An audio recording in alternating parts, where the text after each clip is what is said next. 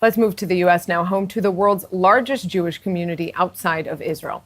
Keyak is the State Department's recently appointed Deputy Special Envoy to monitor and combat anti-Semitism.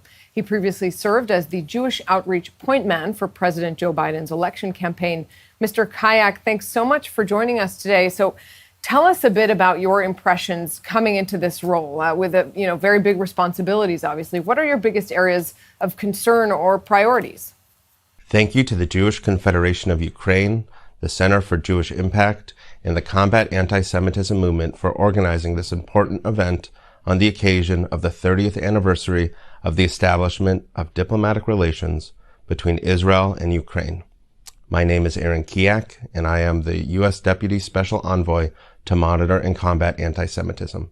It is a pleasure to be with you here virtually alongside such distinguished leaders dedicated to the global fight against anti-Semitism to discuss the most pressing issues facing Jewish communities.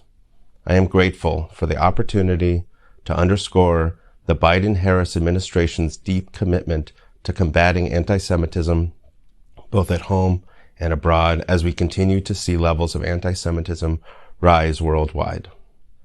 This summer, President nominated well-known academic and advocate Dr. Deborah Lipstadt to be the U.S. Special Envoy to monitor and combat anti-Semitism with the rank of ambassador.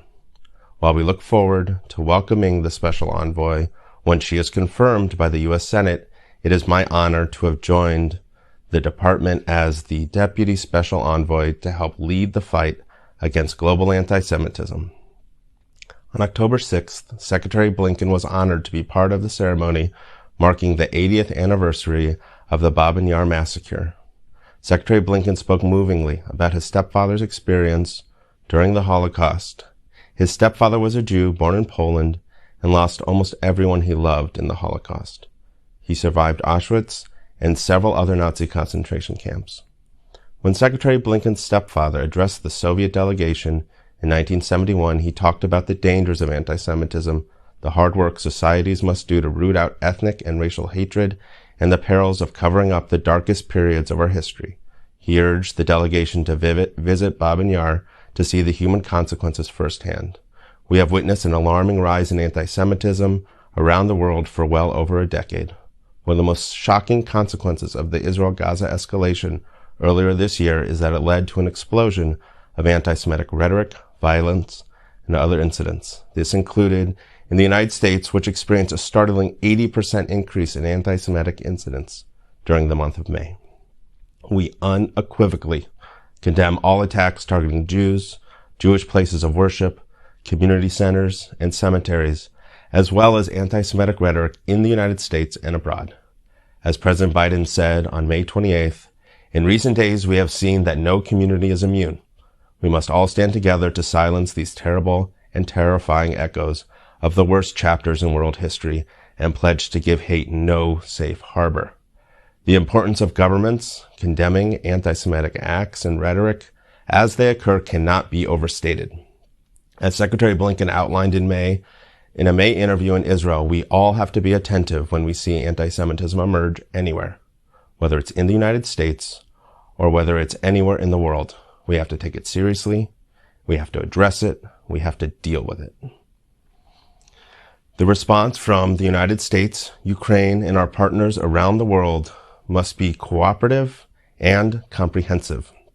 The United States' priorities, including working together to condemn and counter anti-Semitism whenever and wherever it occurs, whether online or offline, ensuring physical security for Jewish communities, the investigation and prosecution of hate crimes, educating the public, especially youth, countering Holocaust denial and distortion, and urging countries to appoint anti-Semitism coordinators and to embrace and apply the International Holocaust Remembrance Alliance working definition of anti-Semitism inclusive of its examples.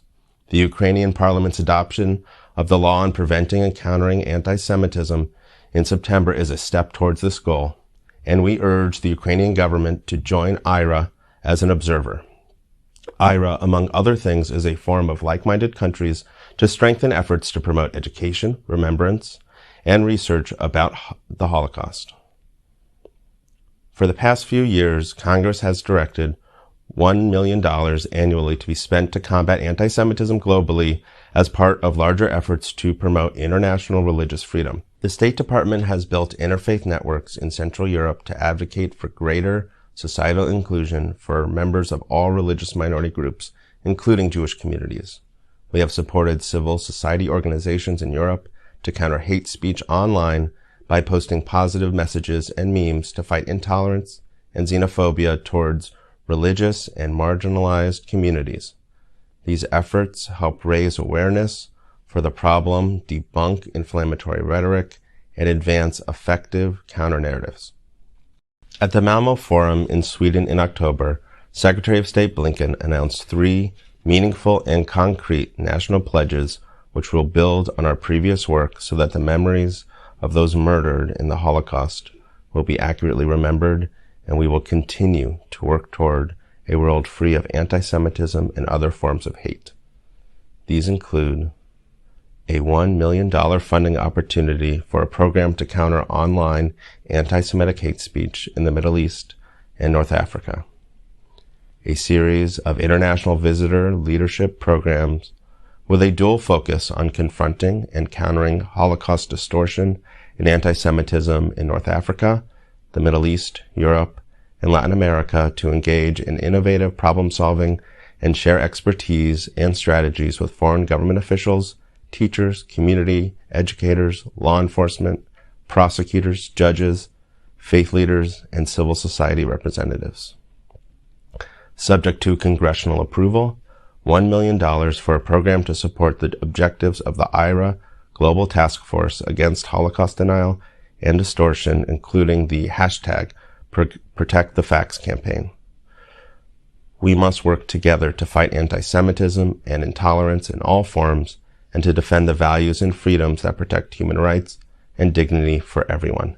As President Biden said in early December, we have to stand against the resurgence of this tide of anti-Semitism and other forms of intolerance and hate here at home and around the world. The United States is steadfast in its ongoing commitment to counter rising global anti-Semitism. We will not cease in our efforts to turn the tide of hate around the world. We look forward to continuing to partner with all of you. Thank you for the opportunity to address you today.